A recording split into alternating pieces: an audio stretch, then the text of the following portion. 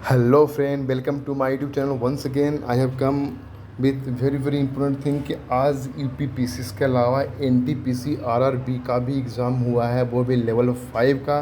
तो उसका शिफ्ट 1 के जितने भी जीएस क्वेश्चन आए हैं उन सब को कलेक्शन में लेकर आया हूँ दोस्तों। A to Z question authentic है और everything has been asked. So please keep patience and try to understand. मैं बारी बारी से उन सब क्वेश्चन डिस्कस करूँगा, उसको अपना आप जो आंसर मार्क है वो मिलाइए कि कौन सा आंसर सही हुआ मेरा कितना।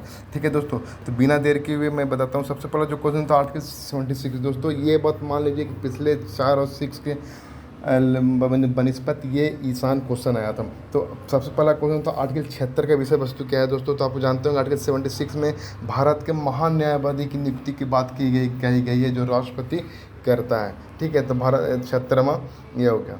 अच्छा, इसी तरह आर्टिकल 72 की बात आए दोस्तों, तो उसमें भी भारत के राष्ट्रपति के पास किसी को क्षमा याचना करने के लिए या किसी भी चीज़ को दंड देने से क्षमा याचना करने के रिगार्डिंग है। ठीक है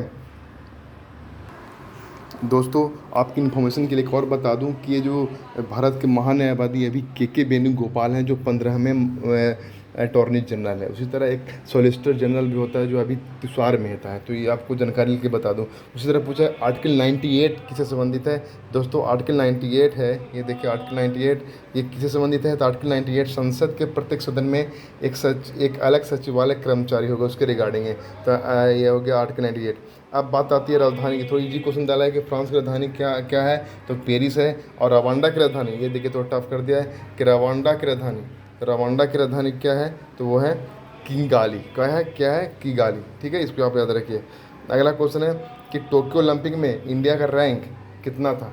तो आपको याद होना चाहिए कि भारत का रैंक है जो टोक्यो ओलंपिक में वो है 48। कितना है 48। कितना ला करके 1 2 का 4, यानी कि पूरे 7 मेडल ला करके 1 गोल्ड 2 सिल्वर 4 ब्रॉन्ज, ये 7 नंबर पे था। अगर मैं पैरा ओलंपिक की बात करूँ तो 24th ओलंपिक। देखिए दोस्तों, इसमें एक ट्रिक भी है। क्या कि देखिए क्या है, 32वां ओलंपिक हुआ तो उसका आधा 16वां पैरा ओलंपिक हुआ। 32 वाला में 48वां स्थान प्राप्त किया भारत ने, तो उसका आधा 24वां स्थान प्राप्त किया पैरा ओलंपिक में। ये ट्रिक है, इस पर आप याद रखेंगे, भुलाइए। अच्छा, इसे क्वेश्चन है टोक्यो ओलंपिक में इंडिया का रैंक तो आप 48 बता दिए। हॉकी में भारत ने हराया था, कांस्य पदक जीता। किसे हराया था, तो ऑफकोर्स जर्मनी को हराया था। ठीक है, और ये याद रखें इनसे जो रिगार्डिंग जो खिलाड़ी हैं जैसे पी राजेश हैं, ये मनप्रीत सिंह हैं, जो मनप्रीत सिंह को ध्यानचंद पुरस्कार भी मिला है। और पी राजेश जिनको बेस्ट खेल अवार्ड भी मिला है, वर्ल्ड बेस्ट स्पोर्ट्स पर्सन का अवार्ड मिला। तो उसको याद रखिए आप। ताजमहल यूनेस्को में विश्व धरोहर में कब शामिल हुए दोस्तों, ये क्वेश्चन आया है। ताजमहल, यानी कि ये जो आपका क्वेश्चन है ताजमहल यूनेस्को के, देखिए दोस्तों सबसे पहले यूनेस्को को शामिल किया गया भारत के हेरिटेज में, वो था ताजमहल, याद रखिए। और वो दिन था, वो साल था 1983 में। कब हुआ था 1983 में, आपको याद रखिए 1983 में सबसे पहला यूनेस्को ने विश्व धरोहर में सूची में शामिल किया गया था। उसके साथ 2 और जोड़ा गया था, एलोरा की गुफाएं और अजंता की गुफाएं। ये 2 चीज़ों को और जोड़ा गया था। तो ये क्वेश्चन आ सकता है। अगला फरवरी 2022 तक, ये लिखा दोस्तों फरवरी 2022 तक भारत में कितने हाई कोर्ट हैं। तो हाई कोर्ट की बात करें तो 25 हाई कोर्ट है। ठीक है, अच्छा भारत की प्रति व्यक्ति आय कितना है दोस्तों। ये तो ये क्वेश्चन है क्योंकि बजट नहीं है, फिर भी आपको याद रखना पड़ेगा हर एक बजट में कि भारत की मुद्रास्फीति दर क्या है, भारत के पास रिजर्व कैश कितना है, फॉरेन मनी कितना है, और भारत में प्रति व्यक्ति आय कितना। ये क्वेश्चन में से आते हैं। तो ये जो 2021 के अनुसार $1258 कितना था दोस्तों, $1258, यानी 93,973 रुपये। ये बहुत कम है दोस्तों, ये 2017-18 से भी कम है। ठीक है, विश्व सांख्यिकी दिवस मनाया, वर्ल्ड स्टैटिक्स डे कब मनाया जाता है, तो ये इसका सही आंसर है 20 अक्टूबर को। क्या है 20 अक्टूबर को। अगर बोले राष्ट्रीय सांख्यिकी दिवस कब मनाया जाता है, तो ये मनाया जाता है 29 जून को। वो भी इनके उपलक्ष्य में पीसी महालनोबिस जो बहुत बड़े इकोनॉमिक्स थे। और आपको मालूम होगा कि पीसी महालनोबिस हमारे सेकेंड जो 5 ईयर्स प्लानिंग थे उनके जन्मदाता थे। तो ये आप याद रखिए। ठीक है, एक बात आती है गुलाबी क्रांति किस संबंधित है। तो क्या दोस्तों गुलाबी क्रांति, ये जो क्वेश्चन आया कि गुलाबी क्रांति किससे संबंधित है। देखिए गुलाबी क्रांति है जो मीट कुक्कुट जो आप पोल्ट्री की रिगार्डिंग उसके उससे संबंधित है। लेकिन हाल फिलहाल में मोदी सरकार ने एक चीज़ को और ऐड किया, वो है झींगा उत्पादन। मछली में झींगा उत्पादन है, वो भी गुलाबी क्रांति में आता है। तो अगर क्वेश्चन मोर देन 1 रहे तो ये आंसर सही हो सकता है। ठीक है, भारत एक मात्र महिला चुनाव आयुक्त दोस्तों। देखिए भारत के पहले चुनाव आयुक्त कौन थे, सुकुमार सेन।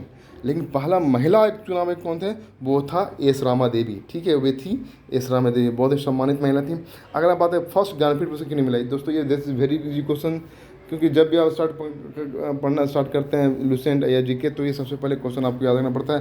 फर्स्ट ज्ञानपीठ पुरस्कार आपको मिला था जी शंकर ग्रुप को, वो भी जी शंकर ग्रुप को, और जो अवार्ड पहले मिला था 1965 में मिला था। और साथ ही साथ ये जो जी शंकर ग्रुप थे ये मलयालम भाषा के थे, और उसी साल हिंदी भाषा में मिला था अपनी सबसे बेहतरीन कवि महिला सुमित्रा नंदन पंत, ठीक है। अब बात करते हैं प्रथम लोकसभा अध्यक्ष कौन थे, तो ये भी बहुत ईजी है, जीबी बमलंकर। और राज्यसभा सबसे पहले जो गठित हुई थी वो 13 मई 1952 को पहली सभा, ठीक है। तो इसको आप देखिए। अगला क्वेश्चन है, कुछ क्वेश्चन है कि संविधान संशोधन आप जानते होंगे तो उसे कहाँ से उठाई है, तो संविधान संशोधन की प्रक्रिया है वो उठाई गई है साउथ अफ्रीका से। आपको याद रखना पड़ेगा कि संविधान संशोधन की प्रक्रिया 368 में आर्टिकल में और भाग 20 में डाला गया है, और अभी तक भारत में 103 संशोधन और उसके संशोधन करने के लिए जो बिल लाई जाती है पहले, वो 124 बिल ला जा चुका है, ठीक है, ये याद रखिए। अगला है राजस्थान के नए राज्यपाल कौन से हैं दोस्तों, जो राज्यपाल जिस राज्य में चुनाव हुआ है वहाँ के राज्यपाल मुख्यमंत्री साथ ही साथ वो राज्यपाल जो नए ऐड किए गए हैं, जो किन्हीं कारणवश हटाए गए, उनको भी याद कीजिए। तो राज्यपाल में जो पूर्व राज्यपाल थे वो कल्याण सिंह, वो उनकी मृत्यु हो गई थी। आपको मालूम हो कल्याण सिंह के बारे में थोड़ा बता दूं, कल्याण सिंह यूपी के मुख्यमंत्री भी रह चुके थे जब बाबरी मस्जिद का ढांचा का मसला हुआ था।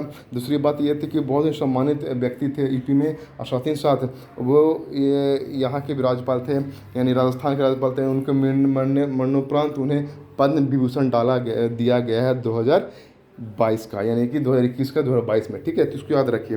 लेकिन अभी कौन सा है, वो कलराज मिश्र, वे बीजेपी का दावा नेता है, ठीक है। अगला बात करते हैं कि IPL 2021 में ऑरेंज कैप कौन कौन मिला कि नहीं मिला था। देखिए दोस्तों, ऑरेंज कैप जो है आपको याद रखना पड़ेगा, ऑरेंज कैप होता है वो होता है बैट्समैन के लिए जो बैट्समैन ज़्यादा रन बनाता है, और पर्पल कैप होता है जो बॉलर के लिए जो ज़्यादा बॉलर रन विकेट लेता है। तो 2021 की मैं बात करूं तो 2021 में अगर मैं बात करूं तो ऋतुराज गायकवाड़ जो उस समय CSK के ज़बरदस्त प्लेयर थे, उनके अनुसार वो थे ऑरेंज कैप। और साथ ही साथ हर्षल पटेल जो उस समय कहाँ के ये बेंगलोर के बॉलर थे, उनको मिला था पर्पल कैप। लेकिन अगर 2022 की पूछे अगर आ सकता है भाई इन फ्यूचर में, तो बटलर ऑफ कोर्स इस बार 273 रन बना करके बटलर ऑरेंज कैप, और चाहल आपको पर्पल कैप, ठीक है। अब बात करते हैं अकबरनामा के कितने पार्ट हैं, ये शायद है 4 पार्ट हैं, इसको याद रखिए।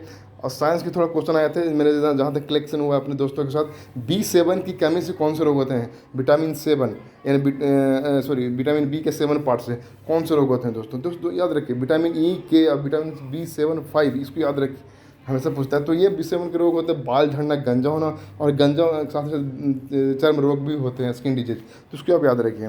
अच्छा, एक बात है ह्यूमन क्रोमोजोम की कितनी संख्या होती है, क्रोमोजोम कितनी संख्या होती है, अगर ये आया होगा तो 46 होगा, लेकिन पेयर में आया होगा तो 23 पेयर होगा, ठीक है, आपको याद रखना पड़ेगा।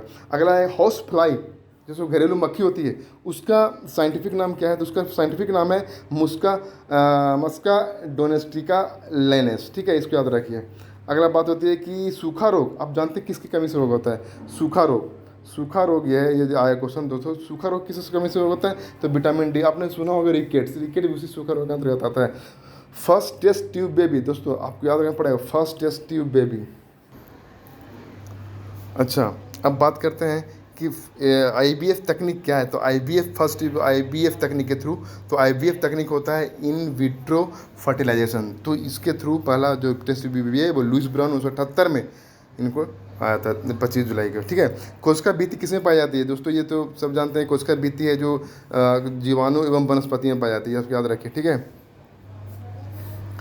High court and supreme court की भाषा क्या है दोस्तों, हाई कोर्ट और सुप्रीम कोर्ट की भाषा अभी इंग्लिश है, ठीक है दोस्तों। मैं और क्वेश्चन ला रहा हूँ, शिफ्ट 2 के लिए भी क्वेश्चन लाऊंगा, फिर शिफ्ट 3 के लिए भी क्वेश्चन लाऊंगा, और उसके बाद मैं ऑल ओवर जितने भी क्वेश्चन वो डालूंगा। तब तक के लिए अगर आपको अच्छा लगा हो तो प्लीज़ लाइक से सब्सक्राइब कीजिए, और अपने दोस्तों को शेयर कीजिए, एंड यस सब्सक्राइब जरूर कीजिए। Thank you very much for your upcoming exam.